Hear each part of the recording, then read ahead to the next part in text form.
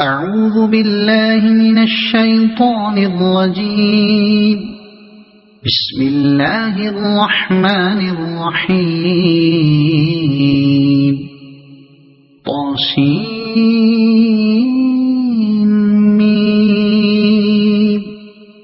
تلك آيات الكتاب المبين. نتلو عليك من نبأ موسى وفرعون بالحق لقوم يؤمنون. إن فرعون علا في الأرض وجعل أهلها شيعا يستضعف طائفة منهم يذبح أبناءهم ويستحيي نساءهم إنه كان من المفسدين. ونريد أن نمن على الذين استضعفوا في الأرض ونجعلهم أئمة ونجعلهم الوارثين ونمكن لهم في الأرض ونري فرعون وهامان وجنودهما منهم ما كانوا يحذرون. وأوحينا إلى أم موسى أن أرضعيه فإذا خفت عليه فألقيه في اليم ولا تخافي ولا تحزني إنا رادوه إليك وجاعلوه من المرسلين. فالتقطه آل فرعون ليكون لهم عدوا وحزنا إن فرعون وهامان وجنودهما كانوا خاطئين. وقالت امرأة فرعون قرة عين لي ولك لا تقتلوه عسى أن ينفعنا أو نتخذه ولدا وهم لا يشعرون. وأصبح فؤاد أم موسى فارغا إن كادت لتبدي به لولا أن ربطنا على قلبها لتكون من المؤمنين. وقالت لأخته قصيه فبصرت به عن جنب وهم لا يشعرون. وحرمنا عليه المراضع من قبل فقالت هل أدلكم على أهل بيت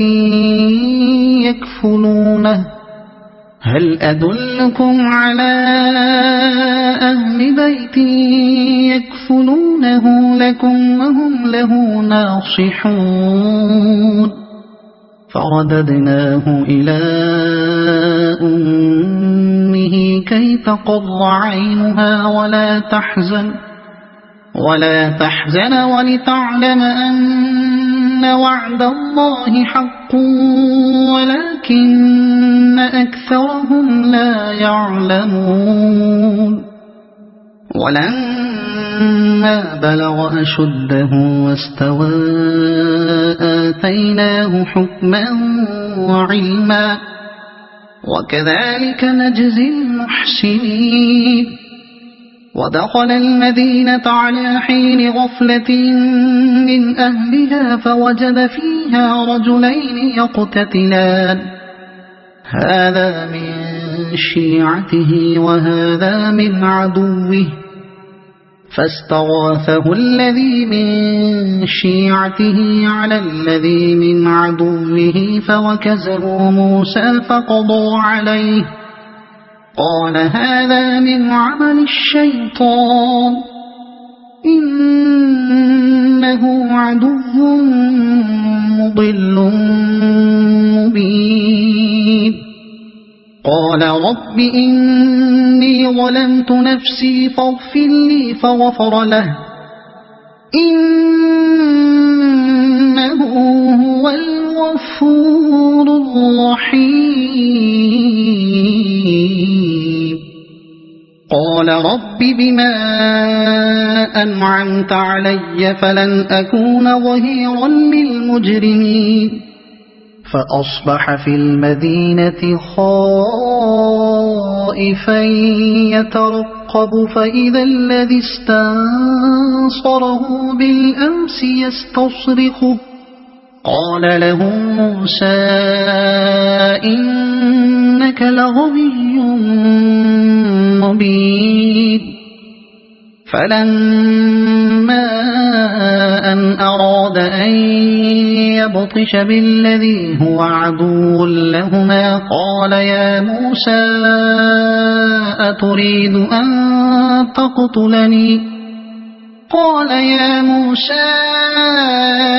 أتريد أن تقتلني كما قتلت نفسا بالأمس إن تريد إلا أن تكون جبارا في الأرض وما تريد أن تكون من المصلحين وجاء رجل من أقصى المدينة يسعى قال يا موسى إن الملأ يأتمرون بك ليقتلوك فاخرج إني لك من الناصحين فخرج منها خائفا يترقب قال رب نجني من القوم الظالمين ولما توجه تلقاء مدين قال عسى ربي أن يهديني سواء السبيل ولما ورد ماء مدين وجد عليه أمة من الناس يسقون ووجد من دونهم امرأتين تذودان قال ما خطبكما قالتا لا نسقي حتى يصدر الرعاء وأبونا شيخ كبير فسقى لهما ثم تولى إلى الظل فقال رب إني لما أنزلت إلي من خير فقير فجاءته إحداهما تمشي على استحياء قالت إن أبي يدعوك ليجزيك أجر ما سقيت لنا فلما جاءه وقص عليه القصص قال لا تخف نجوت من القوم الظالمين قالت إحداهما يا أبت استأجره إن خير من استأجرت القوي الأمين قال إني أريد أن أنكحك إحدى ابنتي هاتين على أن تأجرني 8 حجج فإن أتممت 10 فمن عندك وما أريد أن أشق عليك ستجدني إن شاء الله من الصالحين قال ذلك بيني وبينك أيما الأجلين قضيت فلا عدوان علي والله على ما نقول وكيل فلما قضى موسى الأجل وسار بأهله آنس من جانب الطور نارا قال لأهلهم كثوا إني آنست نارا لعلي آتيكم منها إني آنست نارا لعلي آتيكم منها بخبر أو جذوة من النار لعلكم تصطلون فلما أتاها نودي من شاطئ الوادي الأيمن في البقعة المباركة من الشجرة أن يا موسى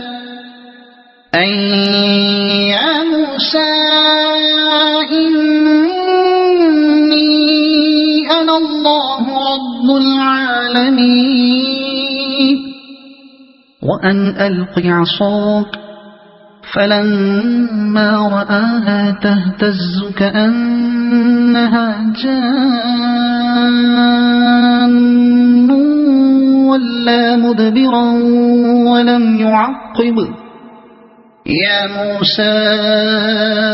أقبل ولا تخف إنك من الآمنين أسلك يدك في جيبك تخرج بيضاء من غير سوء واضمم إليك جناحك من الرهب فذلك برهانان من ربك إلى فرعون وملئه إنهم كانوا قوما فاسقين قال رب إني قتلت منهم نفسا فأخاف أن يقتلون وأخي هارون هو أفصح مني لسانا فأرسله معي يرد أن يصدقني إني أخاف أن يكذبون قال سنشد عضدك بأخيك ونجعل لكما سلطانا فلا يصلون إليكما بآياتنا أنتما ومن اتبعكما الغالبون فلما جاءهم موسى بآياتنا بينات قالوا ما هذا إلا سحر مفترى وما سمعنا بهذا في آبائنا الأولين وقال موسى ربي أعلم بمن جاء بالهدى من عنده ومن تكون له عاقبة الدار إنه لا يفلح الظالمون وقال فرعون يا أيها الملأ ما علمت لكم من إله غيري فأوقد لي يا هامان على الطين فاجعل لي صرحا لعلي أطلع إلى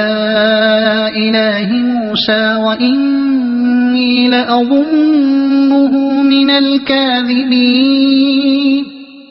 واستكبر هو وجنوده في الأرض بغير الحق وظنوا أنهم إلينا لا يرجعون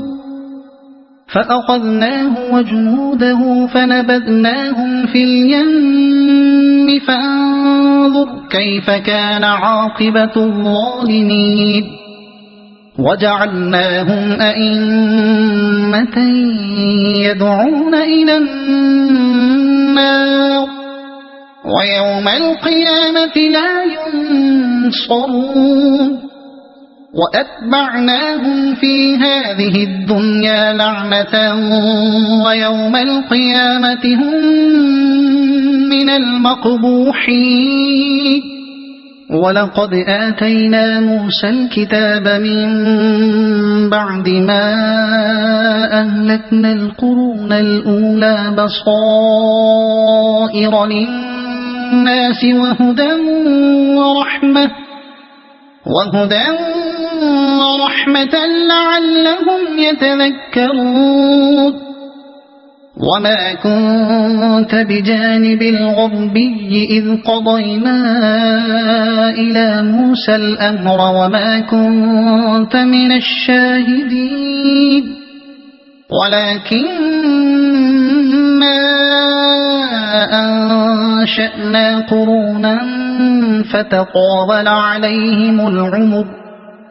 وما كنت ثاويا في أهل مدين تتلو عليهم آياتنا ولكننا كنا مرسلين وما كنت بجانب الطور إذ نادينا ولكن رحمة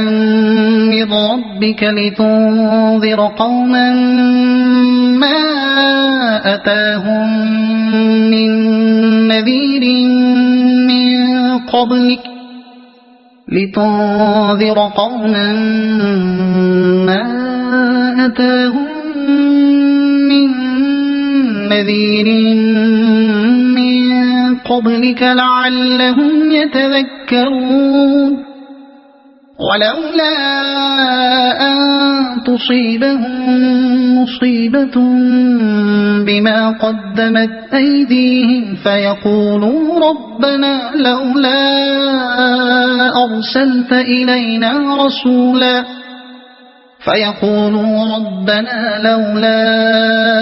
أرسلت إلينا رسولا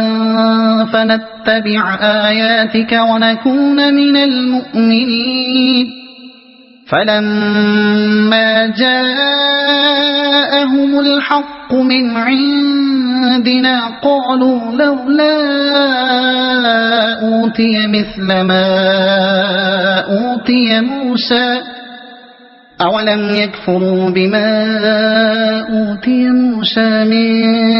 قبل قالوا سحران تظاهرا وقالوا إنا بكل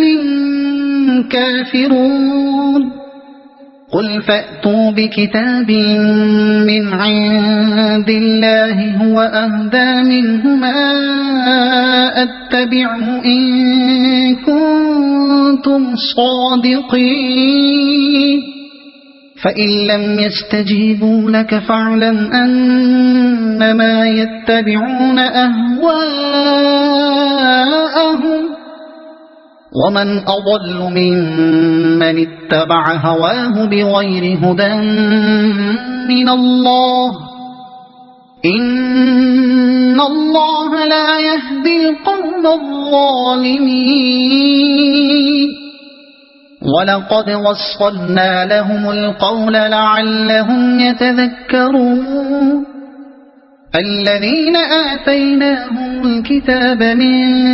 قبله هم به يؤمنون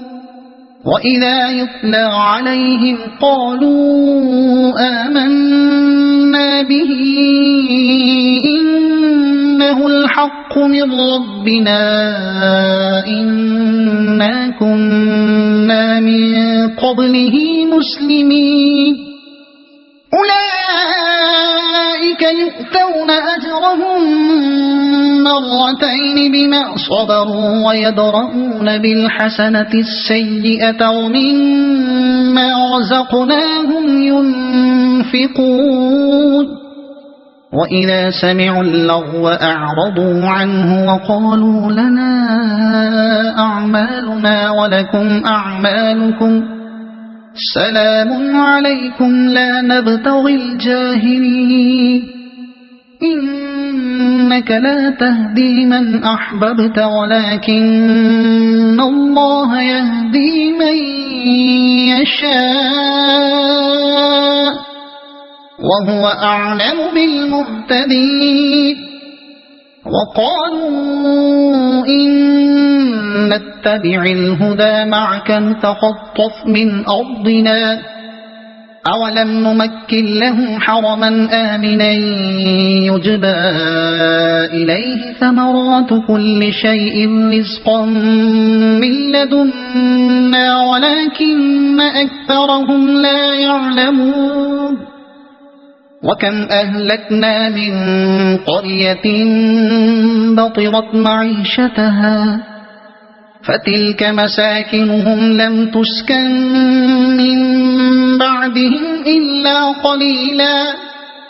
وكنا نحن الوارثين وما كان ربك مهلك القرى حتى يبعث في أمها رسولا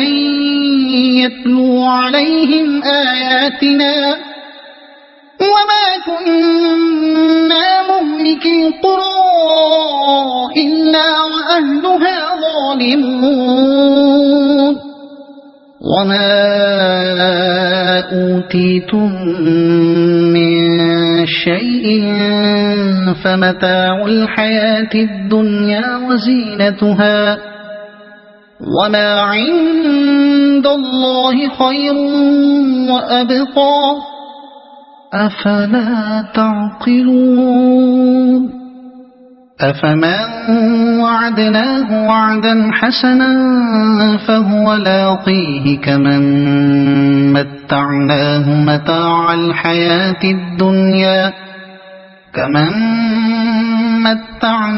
متاع الحياة الدنيا ثم هو يوم القيامة من المحضرين ويوم يناديهم فيقول أين شركائي الذين كنتم تزعمون قال الذين حق عليهم القول ربنا هؤلاء الذين أغويناهم كما غوينا تبرأنا إليك ما كانوا إيانا يعبدون وقيل ادعوا شركاءكم فدعوهم فلم يستجيبوا لهم ورأوا العذاب لو أنهم كانوا يهتدون ويوم يناديهم فيقول ماذا أجبتم المرسلين فعميت عليهم الأنباء يومئذ فهم لا يتساءلون فأما من تاب وآمن وعمل صالحا فعسى أن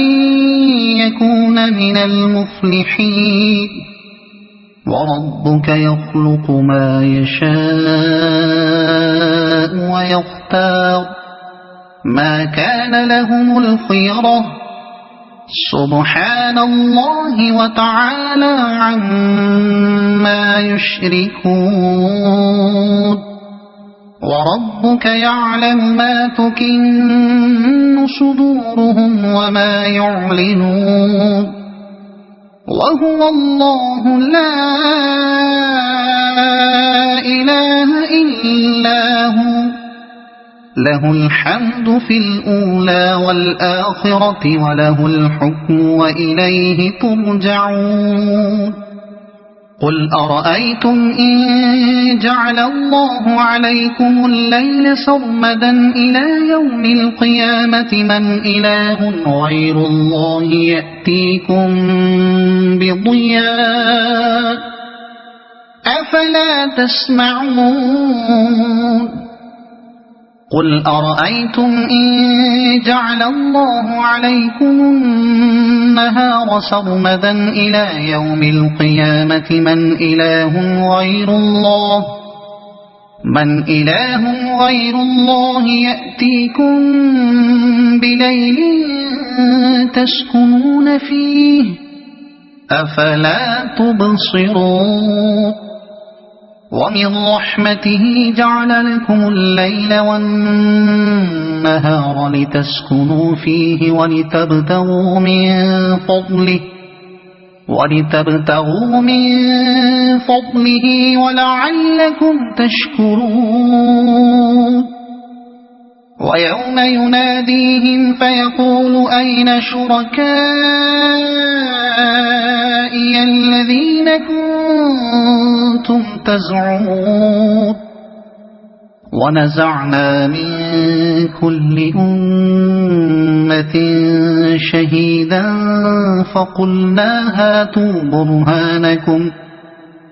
فقلنا هاتوا برهانكم فعلموا أن الحق لله وضل عنهم ما كانوا يفترون إن قارون كان من قوم موسى فبغى عليهم وآتيناه من الكنوز ما إن مفاتحه لتنوء بالعصبة أولي القوة إذ قال له قومه لا تفرح إن الله لا يحب الفرحين وابتغ فيما آتاك الله الدار الآخرة ولا تنس نصيبك من الدنيا وأحسن كما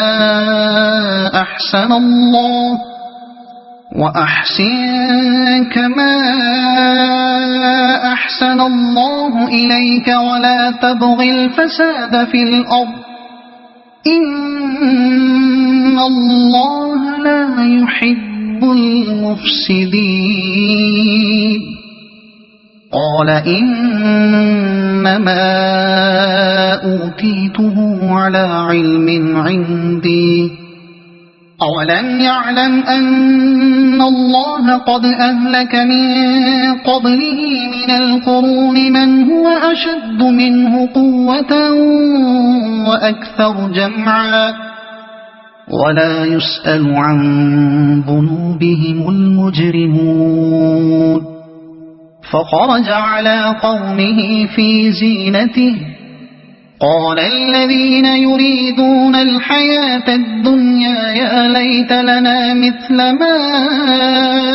أوتي قارون إنه له حظ عظيم وقال الذين أوتوا العلم ويلكم ثواب الله خير لمن آمن وعمل صالحا ولا يلقاها إلا الصابرون فخسفنا به وبداره الأرض فما كان له من فئة ينصرونه من دون الله وما كان من المنتصرين وأصبح الذين تمنوا مكانه بالأمس يقولون ويك أن الله يبسط الرزق لمن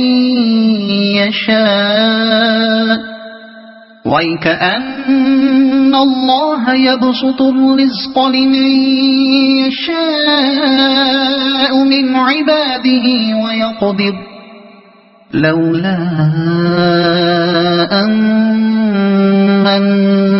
الله علينا لخسف بنا وكأنه لا يفلح الكافرون تلك الدار الآخرة نجعلها للذين لا يريدون علوا في الأرض ولا فسادا والعاقبة للمتقين من جاء بالحسنة فله خير منها ومن جاء بالسيئة فلا يجزى الذين عملوا السيئات إلا ما كانوا يعملون إن الذي فرض عليك القرآن لرادك إلى معاد قل ربي أعلم من جاء بالهدى ومن هو في ضلال مبين وما كنت ترجو أن يلقى إليك الكتاب إلا رحمة